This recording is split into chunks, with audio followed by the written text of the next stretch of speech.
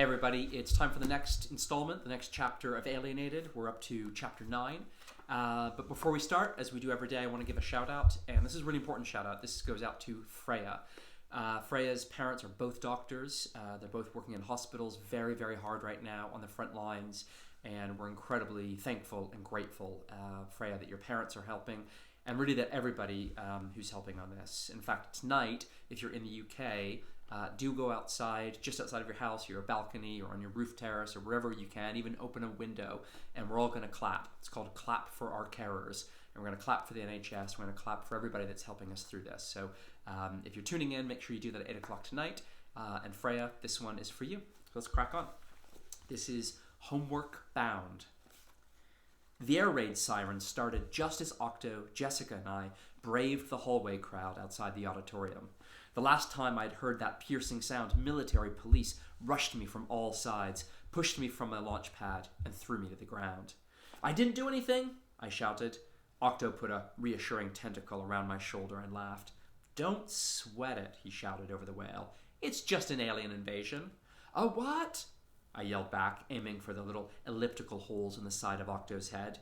"Well, a drill for alien invasion anyway," he added. "They test it every Monday at 10. And then the siren stopped. I watched the mass of extraterrestrials bustling down the hallway, making their way from first period to second, as if the siren were as normal as a PA announcement about the cancellation of chess club. "Surely it's too late for sirens," I quipped, looking around at the swarm of alien life moving between the classes. "It feels to me like you've already invaded." "But you can't assume that every space schlepper who shows up in a star cruiser wants to join our friendly desert melting pot," Octo explained earnestly. "It's the Bureau's job to be ready in case anyone or anything turns up with more butt-kicking intentions than enrolling their kids at Groom Lake High." "The Bureau?" "Yeah, the Bureau for Alien Affairs. All of our parents work for the Bureau, including your dad now, right?" "He used to be a 4-star general," Jessica said.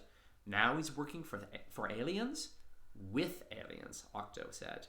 "All of the adults work for the Bureau, and by Nevada state law, all of us offspring have to attend school until we turn 18.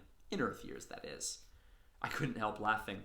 "So extraterrestrials can cross all time and space in the universe, but can't get out of homework?" "Nope," said Octo. And we'd better not be late for our next class, or Mr. Orson will assign us plenty." "Oh, great," Jessica said. "It's my class, too. Just promise me you won't ruin my life again." But given what happened next, I was glad I didn't make that promise. My timetable told me that the curriculum at Groom Lake was a blend of basic Earth standby subjects, math, English, science, drama, home economics, PE, plus stuff these guys might need to get into colleges throughout the universe. Subjects like intergalactic physics and astromechanics, galactic languages, and planetology. Our next class. The teacher, Mr. Orson, was a rock. Literally. He looked like a sandstone take on a snowman, and when he moved, he made a sound like bricks being rubbed together. He wore a sharp suit, bow tie, and green handkerchief in his breast pocket, like he'd rather be a university professor than a school teacher. From the look of the lab, it was pretty clear that planetology was the kind of subject Groom Lake High did like to spend its money on. A new carpet smell, the same super flash computers as Mr. Meltzer's, tables that were little baby versions of the cafeteria's hexagons. This was school in style. Jessica took an empty seat at the back, near the row of windows overlooking the manicured front lawn and row of beige Groom Lake bungalows. I followed Octo to a table on the far right. We were soon joined by Sonya in a silver robot who seemed to be sulking as he slid into his seat. "You survived your first class?" said Sonya. I couldn't tell if it was a question or a statement. "Survived and thrived," laughed Octo. "Who's the newbie?" the silver robot asked in a disinterested digital voice. "His name's Sherman," said Octo, "and I'm just being nice to him to get to his hot sister." He pointed to Jessica at the back, and that's when I spotted Ned seated 2 tables over from her. Oh, great. "There is so much wrong with what he just said, I don't even know where to begin," I said. "But it's nice to meet you." "Whatever," the robot muttered. "Don't mind Houston. He's been in a perma-grump since he came to Groom Lake," said Sonya. "At least you're not the new kid anymore, Metal Man." Houston was sleek like a brushed steel Japanese car, but teenage boy-shaped, with little camera lenses for eyes. His voice, although fully digital, somehow seemed very sad. "You're different from the other robots," I said, thinking back to the yellow and black techno-playing bots in the cafeteria. "And you're different from the model of perfection that my television tells me to expect from the human race," he said. "Do we have a problem, Houston?" snapped Mr. Orson. "No, sir. Just introducing myself to the newest minnows in the Shark Tank." "No more interruptions, then," said our sandstone instructor, returning to the surprisingly old-school chalkboard and diagramming a volcanic system using his finger as the chalk. The low screech sound gave me shivers. "I'm not originally of robotic form," Houston said cryptically. I wanted to ask what that meant, but Octo cut in. "You guys will never believe what happened in drama this morning. Two Legs here got cast as Romeo, and guess who he's star-crossed with? The Icon!" "Did she actually talk to you?" asked Houston, suddenly more animated. "She'll never stick around for opening night," said Sonya.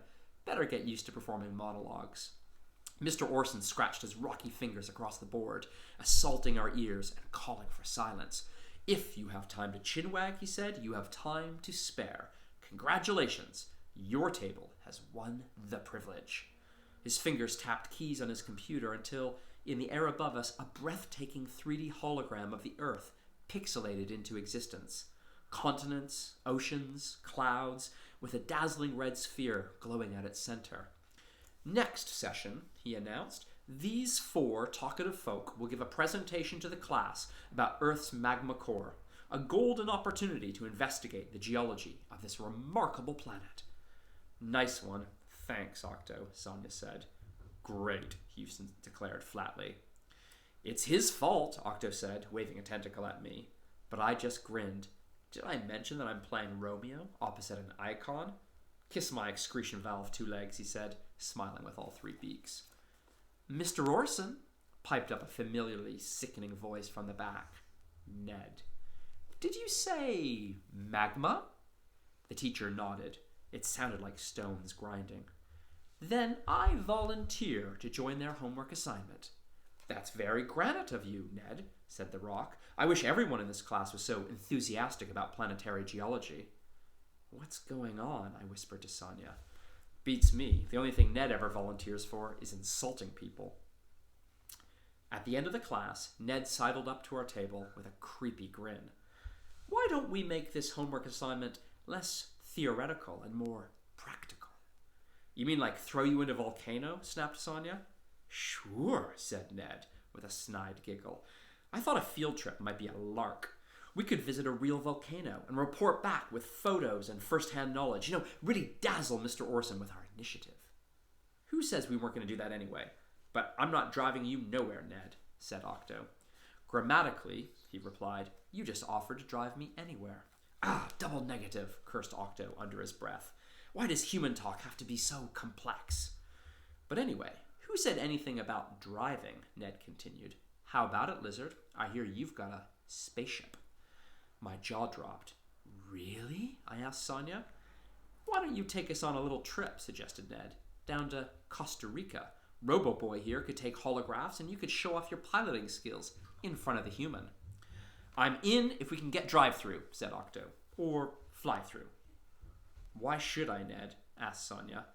"Well, you don't have to, but maybe I'll call my father and ask him to summon your family to perform a little dance number for the elders.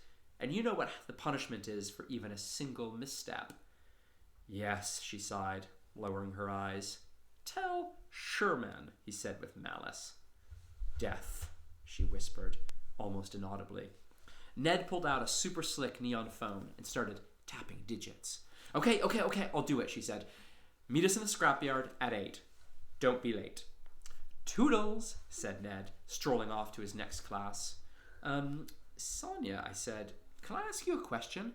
"Look, the dance thing is an ancient tradition," she said defensively. "I don't expect you to understand." And with that, she huffed off, shaking her head.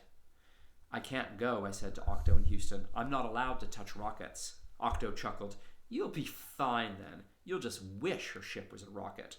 Catch you later, buckaroo. And we'll catch you guys later as well for Chapter 10 tomorrow. I hope you really enjoyed it. Tonight's shout out to Freya. And don't forget, everybody, tonight at 8 p.m., Be in your windows, balconies, at your front doors, wherever you can be that's inside, but make sure you make a lot of noise and clap for our carers. Thanks.